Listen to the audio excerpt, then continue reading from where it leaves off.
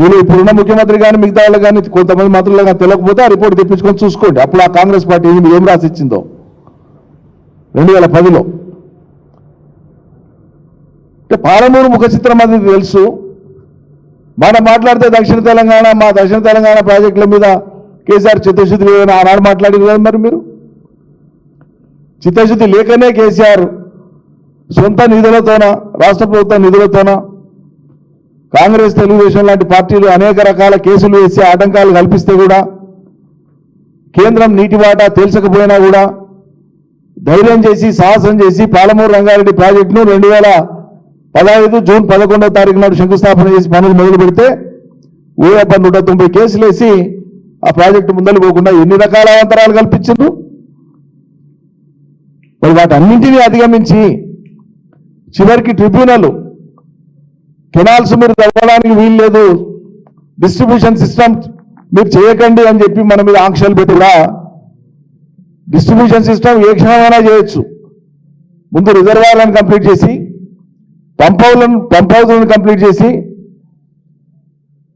Electro mechanical works అన్నింటినీ complete చేసి పంపులు నడవడానికి అనువుగా ఒక ప్రాజెక్ట్ సిద్ధమైతే మిగతా పనులు చాలా సులువైన పనులు ఎప్పుడైనా చేసుకోవచ్చు. అట్లా అనుకొని వాటన్నింటినీ పూర్తి చేసినాం. మేజర్ కెనాల్స్ కర్వెన దాకా దాదాపు పూర్తి చేసుకొని కర్వెన నుంచి ముందుకు పోయేటువంటి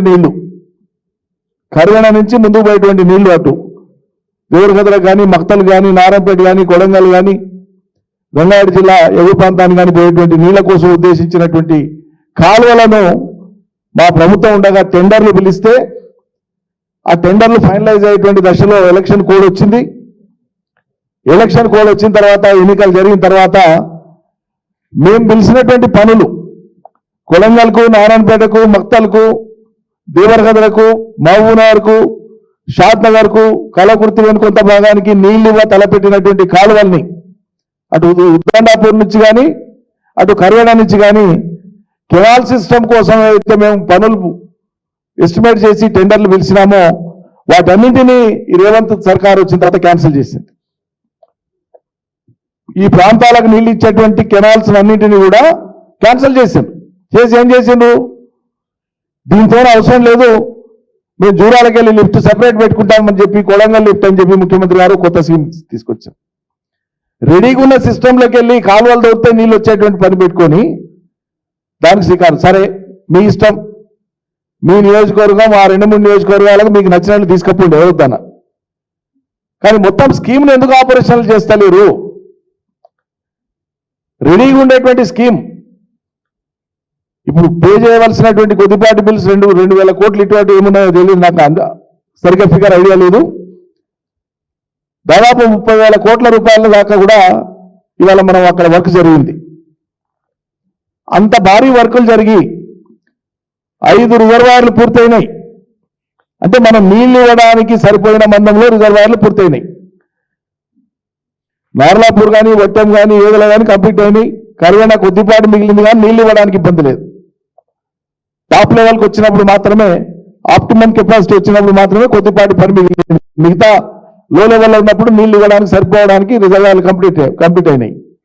4 పంప్ హౌస్లు, 5 రిజర్వాయర్లు, సుమారు దగ్గర 60 టీఎంసీల నీళ్లను ఒడిసి పట్టుకునేటువంటి విధంగా ఈ స్కీమ్ను అద్భుతంగా కేసీఆర్ గారు డిజైన్ చేయించి మరి ఉనికిలోకి తీసుకొని వచ్చినారు. ఇది వాడుకునేటువంటి స్తోమత లేదు, ఇది వాడుకునే తెలివి లేదు కదా కాంగ్రెస్ ప్రభుత్వానికి. మీ కాలంలో ఎట్లాగో గత 60 ఏళ్ల కాలంలో ఏనాడు కూడా ఒక 10 టీఎంసీలను నిల్వ ఉంచుకునేటువంటి నీళ్ళ కోసం కూడా మీరు రిజర్వాయర్లు కట్టకపోతుంది.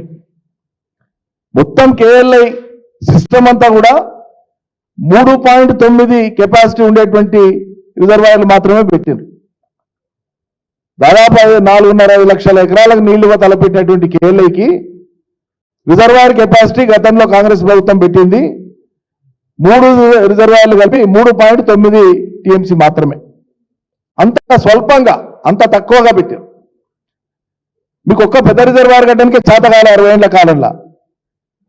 మరి మేము మా ప్రభుత్వ కాలంలో కేసీఆర్ యొక్క మునుచుతో పాలమూరు జిల్లాలో పాలమూరు రంగారెడ్డి కోసం నార్లాపూర్ కానీ, ఏదల కానీ, వట్టెం కానీ, కర్వెన కానీ, ఉద్దండాపూర్ కానీ సుమారు 60 టీఎంసీల నీళ్లను నిల్వ ఉంచుకోవడానికి బ్రహ్మాండమైన రిజర్వాయర్లను ఇలా కట్టి రెడీగా పెట్టినాం. కృష్ణానదికి వరద పోటెత్తి వస్తూ ఉంది. జూరాల చాలా చిన్నది, 6.5 టీఎంసీల నిల్వ సామర్థ్యం మాత్రమే జూరాల. శ్రీశైలం 215 ఎప్పుడో నిండిపోయింది.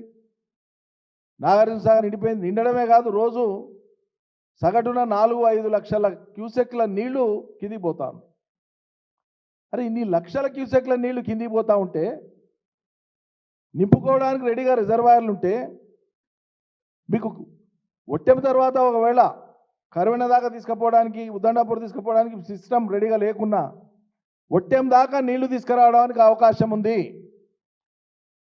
నేను బాజాబ్తా చెప్తున్నాను, అథారిటేటివ్గా చెప్తున్నాను. ఈ రాష్ట్ర ప్రభుత్వాన్ని కానీ, నీటిపారుదల శాఖను కానీ, ఆ శాఖ ఇంజనీర్లను కానీ ఖండించమని దమ్ముంటే.